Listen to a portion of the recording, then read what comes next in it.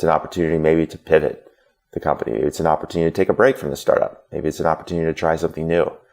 I had one of our clients a couple of years ago, a guy named Zach Stein, who we worked with, and he persevered through really difficult technical challenges with his company.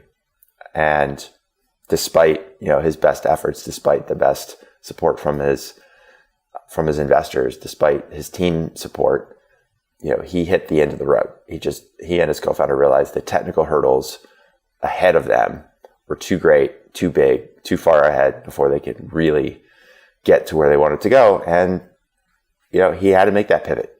And so he went back to his investors and said, hey, we have some cash left, and made a complete pivot, and now started a company called Carbon Collective and down a completely new path and doing really well. And so, there's a lot of those stories. I know it's easy to look for confirmation bias and look for people that have made a successful transition or a successful pivot. And maybe that's what you need right now. Maybe that's the motivation that you need. Maybe those are the stories.